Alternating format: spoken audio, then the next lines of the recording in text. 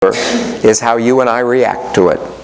So, if you're angry with me, you just don't need to act angry. You know? And so this whole thing, oftentimes you have people come into the sacrament of reconciliation and confess being angry or being upset or being depressed or being... No one has any control over feelings, okay? If you get angry and kill the person you're angry with, go to reconciliation, okay? Okay? If you're angry and just smile and are nice, that's a temptation and you've won. There's no sin there. It is a temptation and you have won. Okay? So this idea of knowing that we really have no control over this sort of thing. And the righteous judge is very slow to show anger. Okay? Slow to show anger. The enemy may sharpen his sword, he may bend his bow and take aim, but the weapons he prepares will kill himself. His arrows turn into firebrands. Remember, that's the basic wisdom thing. Evil ultimately destroys itself. My favorite story of that is the use of mustard gas in the First World War. First time they decided to develop a poisonous gas, the gas they developed was mustard gas. I forget which side first used it, doesn't really matter. But anyway, they went out on the field and they opened the canisters of gas and they went back into their trench. What they hadn't calculated was the direction of the wind. And the people who first used mustard gas were its first victims. The entire trench died. And this idea of the way God deals, God allows evil to destroy itself. Ultimately, evil is a bad seed and it will not flourish. So ultimately God, you and I would always like to address it and get rid of it before it gets going, but that's not the way God does it. Look at him, pregnant with wickedness, conceiving spite, he gives birth to mishap. And the idea here is an evil person whose life is about evil. I guess if I would use as an example of this as a pickpocket. Let's say a pickpocket, wanders the streets looking for an opportunity. And then if the opportunity presents itself. But this is a person who conceives evil and is about malice, okay? And it's a person who is waiting for the opportunity, and when the opportunity presents itself, does evil. And there's all kinds of ways of this. Probably the most blatant example in our own society is sexual sins, where people will go out to a bar with the particular intention of hopefully being engaged in sin. This is, they set up. But that's kind of what he's talking about. He says, he dug a pit, hollowed it out, only to fall into his own trap. His spite recoils on his own head. His brutality falls back on his own skull. And I think one of the things that we know about human life and the world we live in is that a lot of people set up situations of evil and find themselves destroyed by it. And it's sort of a thing that goes on in our society. It's almost like, if I were to use the other biblical thing, is the birds of a feather flock together. That you end up, people who are really violent and everything, and then they're surprised when they're victims of violence. But they're hanging around in a violent society, creating a violent thing. This whole thing of coming to an understanding of what it is to create the situation that ultimately destroys us. I give thanks to Yahweh for His righteousness. I will sing to the name of the Most High. I will give thanks. I give thanks to Yahweh for His righteousness. You understand that the greatness of God is this justice, this righteousness, this holiness. And what we thank God is not what He does. We thank God for who He is. In our tradition, one of the reasons why you and I at for instance, the liturgy, one of the reasons why we do the stories that we do from the Scriptures is because they are stories of deliverance. And the fact that God led the Jews through the Dead Sea is not supposed to be a point of history. It's supposed to tell you and I, we have a God who will take care of us when no one else will. Okay? The fact that God raised Lazarus from the dead is not a point of history. It's a reminder that one day Jesus Christ will walk into your tomb and take you out. Okay? All these things that we study tell us who God is. Remember, God is unchangeable. You can look at something I do and not really know who I will be tomorrow. Okay? Because I could be a different person tomorrow. But that's not true with God. Anything you see God do tells you who God is now. Okay? Anything. And so that's why we constantly look at this and we praise God ultimately for who He is. Okay? Not for anything He really does. I will sing praise to the name of the Most High. Most High, you know, is the translation of El Shaddai. Okay? That means the Most High. Psalm 8. Okay? Again, that note at the beginning, it comes from the collection of the choir master. It's on the something or other. There's a missing word here. Of Gath. Okay? Gath is probably a person, and he had a certain kind of instrument. And so that's probably a reference there. Then it tells us it's a psalm of David. 1. Yahweh our Lord, how great is your name throughout the earth. And I like to see this idea of how great God's name is, because God is everywhere, whether recognized or not.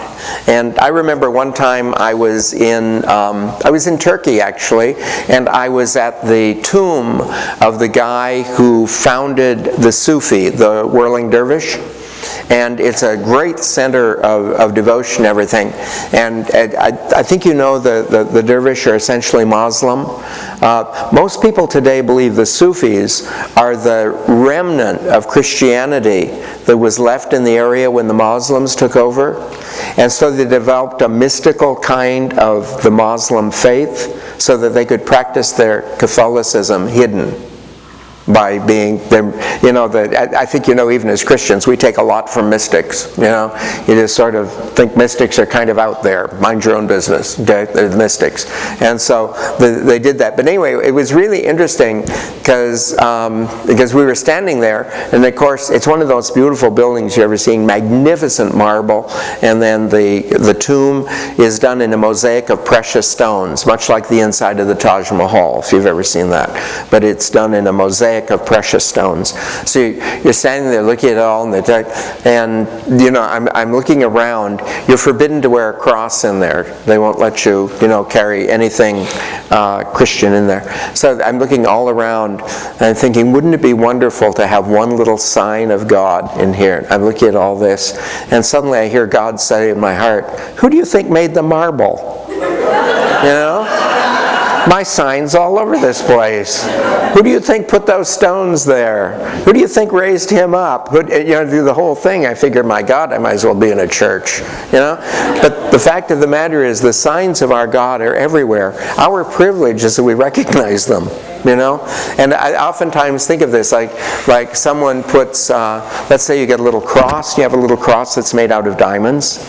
That's beautiful. But you know, a diamond is no less a sign of God than the cross itself, because God made the diamond, you know.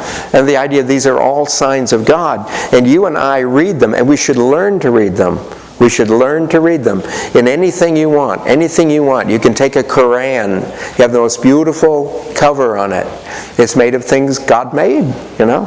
Everything. It's printed on stuff God made. Everything. God's presence is everywhere. It permeates the universe. His name is great throughout the world.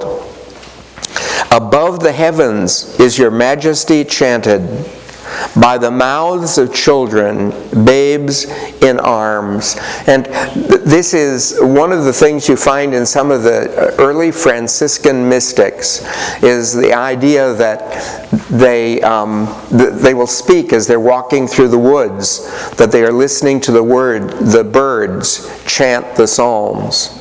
And when they hear like a wolf cry in the evening, they're listening to a wolf praise God. The thing is that every sound made by any creature on the face of the earth praises the Creator, because the Creator put that voice there. So the voice ultimately praises the Creator.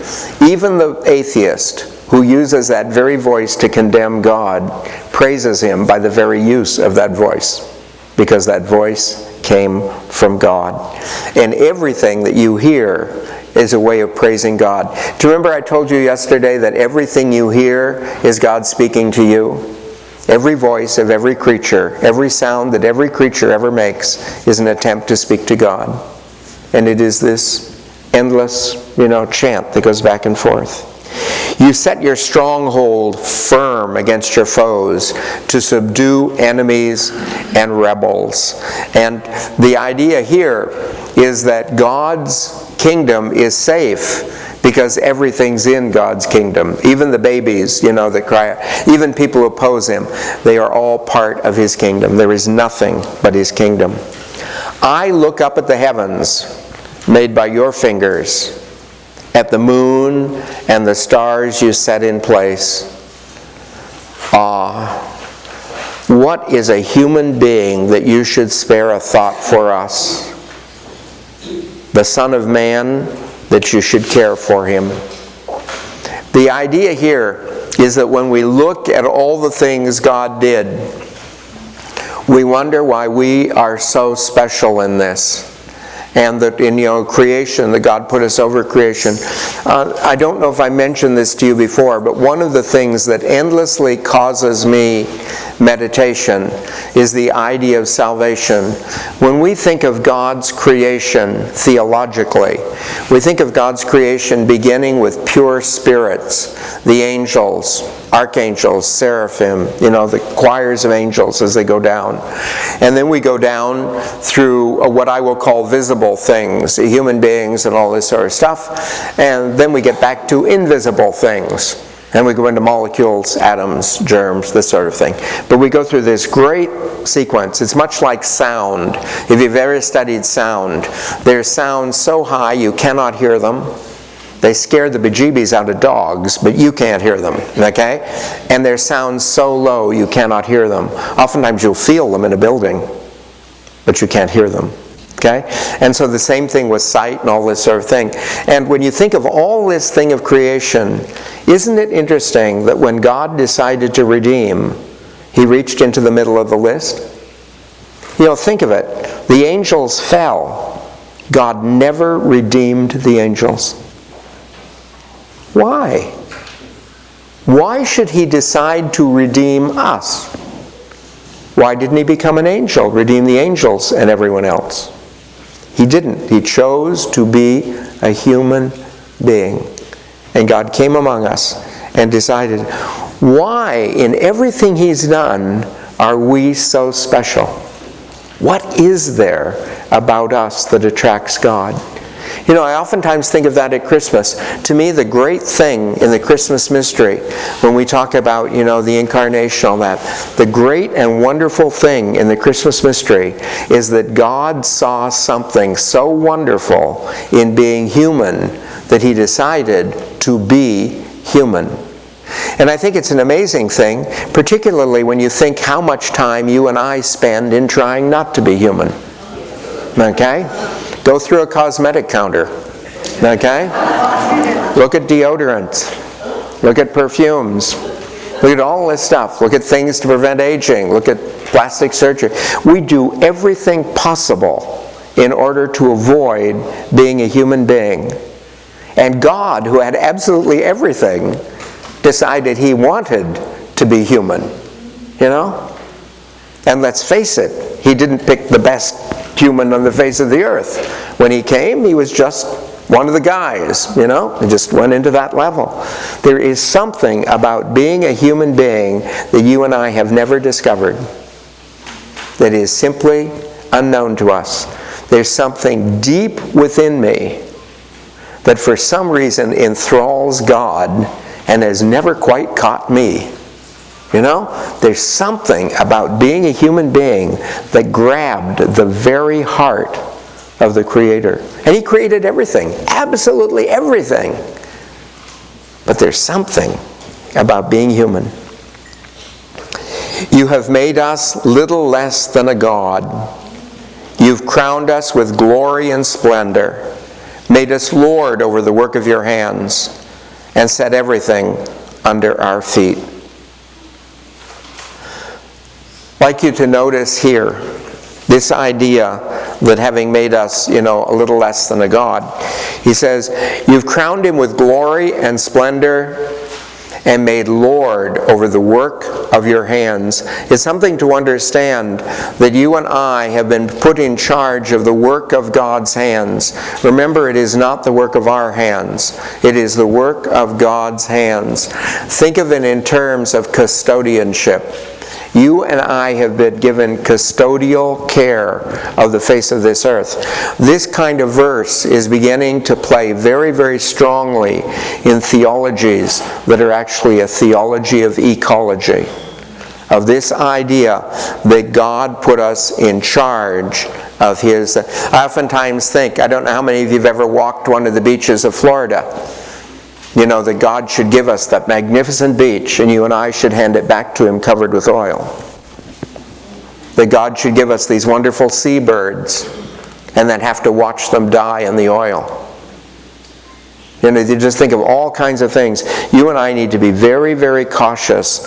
I am the custodian of God's creation. And I think you know that one of the things about being a custodian, you take better care of what you're custodian of than your own things. One of the men in Salinas, when I bought a car, the first car I bought was a Capri, which was a little car made by a Mercury, but it was made in Germany. And so the Mercury dealer in Salinas sold it to me. He was a friend of mine. And every time I would take my Capri in to have its, its service of some kind, he always took great joy in giving me as a loaner a Lincoln Mark IV. And I could, with very little exaggeration, put my car in the trunk of that vehicle, with very little exaggeration.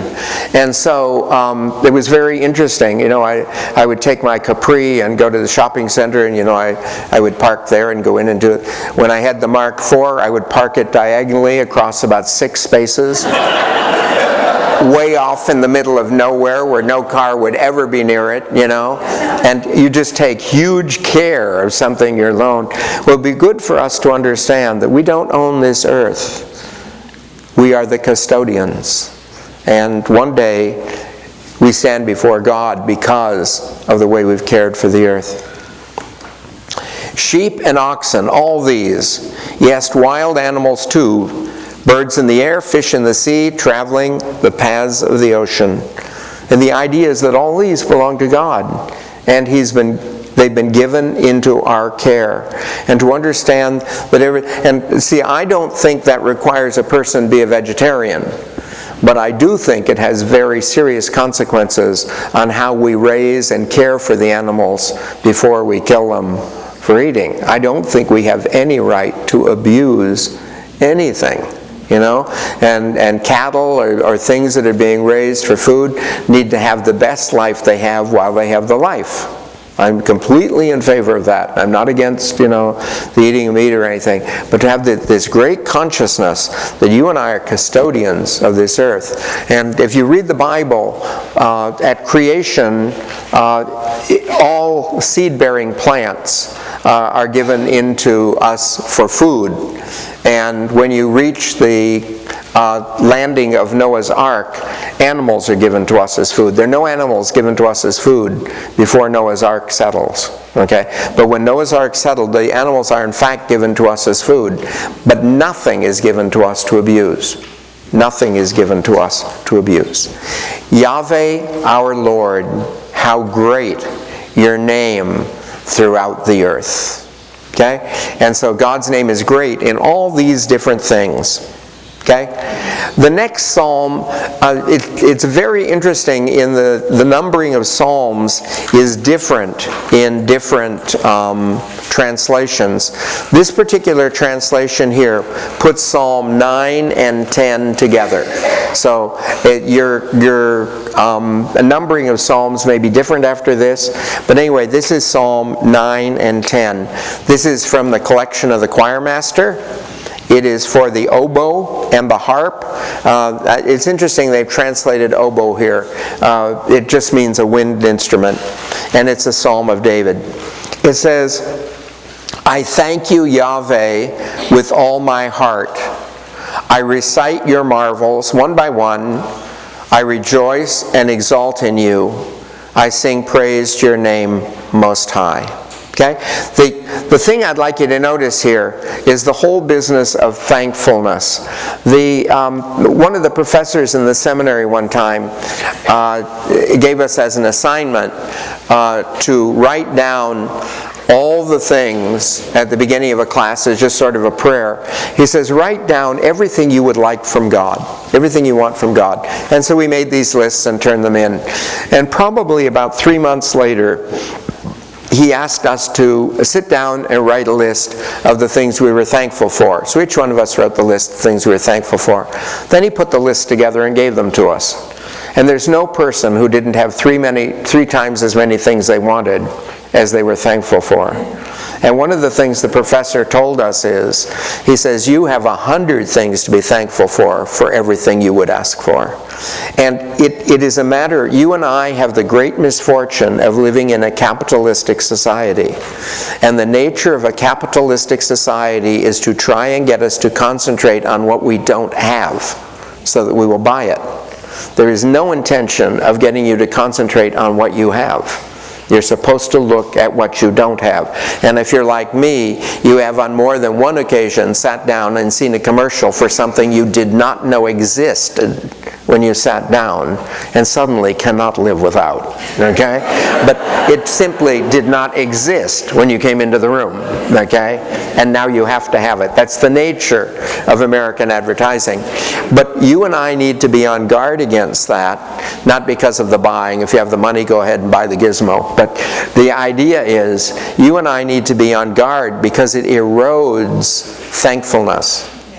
And you and I end up people that are not aware of the blessings we've received. I'll give you an example. I went to a rest home to a woman who was dying. And the rest home was, it's a rest home in Salinas. The parking lot was absolutely full, and it was raining.